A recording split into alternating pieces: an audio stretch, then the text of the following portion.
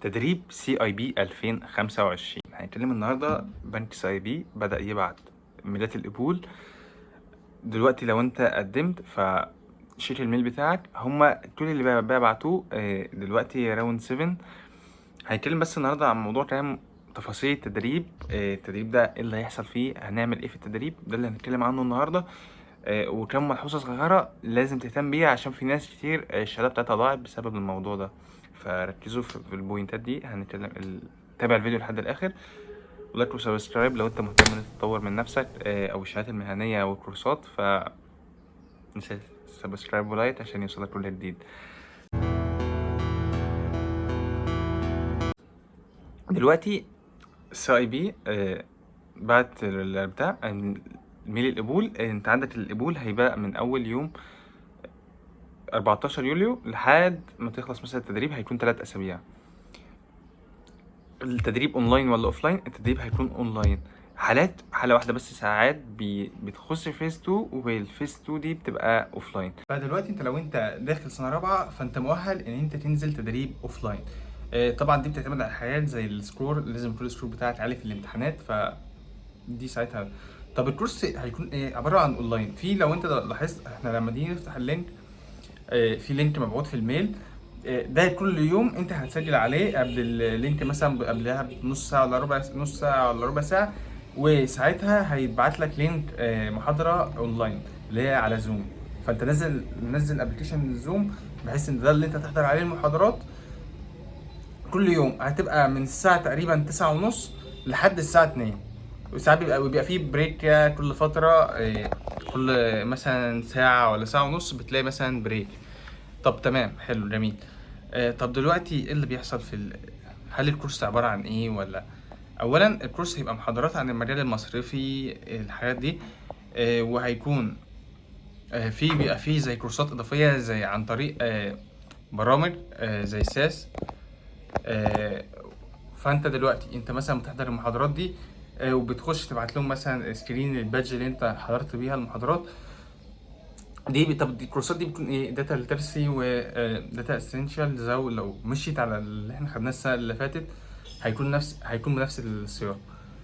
طب بالنسبه ان احنا الحضور، النصيحه، انت بما انك انت ضيعت وقت وهتحضر الكورس ده، فانت اسمع اللي بيتقال. انت هتستفاد اكيد، مفيش اي حاجه اكيد يعني، مش اللي هو انت مش هتستفاد حاجه، هتستفاد. فانت بما انك ان انت هتحضر اساسا فاسمعهم لحد الاخر. ما تفتحش الزوم وان انت ترميه مثلا او تخش تنام ولا تخش اللي احنا بنعمله طبعا دايما. فاقعد اسمع مثلا المحاضره لحد الاخر. طب دلوقتي اسمه ده، وبيبقى فيه تسجيل حضور كل يوم. انا هحاول انزل لك اللينك على التليجرام، فلو انت مش عامل فولو للجروب فانت هخش تابعه، وواتساب عندي موجود. فدلوقتي انت لازم تسجل كل يوم وتحضر الزوم كل يوم. هو كده انت الزوم الحضور بيتاخد من الزوم اللي هو اللينك اللي هو بينزل كل يوم. طب دلوقتي، طب بالنسبه ايه تاني؟ في مكافأة مالية للتدريب؟ طبعا لا، هو لانه اصلا اونلاين فطبعا مش هيديك مكافأة مالية في الاخر.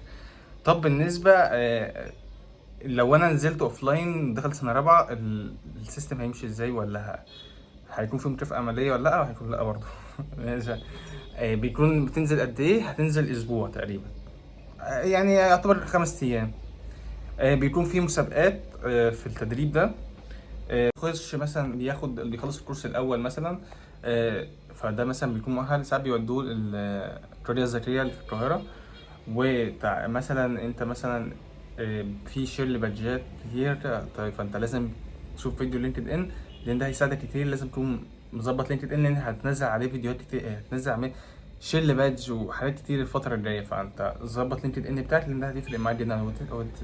هتقول ده عنده حق فعلا لما كان نبدأ.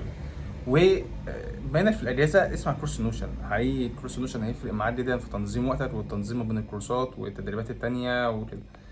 طب لو انا في ناس بيعلق، فاحنا هنصبر بس لحد بس يوم التدريب. هو انت كده سنة انت بتسجل في يوم التدريب وقبلها بنص ساعة أو ربع ساعة هيبعت لك اللينك بتاع الزوم.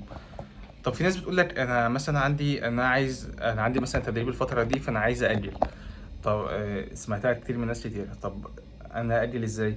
صعب ان انت تاجل، بس ممكن انت كنت المفروض كنت قدمت في راوند شهر 8، بانك ان انت اصلا مش مناسب معاك وقت شهر 7، كنت قدمت في راوند 8. طب دلوقتي الحل ايه؟ رأيي ان انت تقدم في راوند شهر 9. عندك راوند شهر 9 لسه هتنزل قريب، فتابع الجروب وقدم فيه. ده رأيي. طب في ايه تاني؟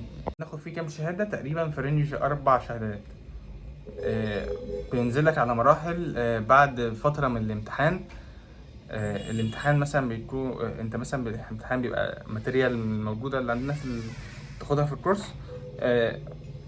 ولازم تجيب سكور عالي عشان تعرف تاخد الشهادة في الآخر، لأن مش هتعرف تاخد الشهادة أصلا. احنا هنحاول نساعدك برضو في الامتحان. وبالنسبة مولود ايه تاني؟ اللي هو انت مثلا انت الشهادات بتظهر لك على فترات.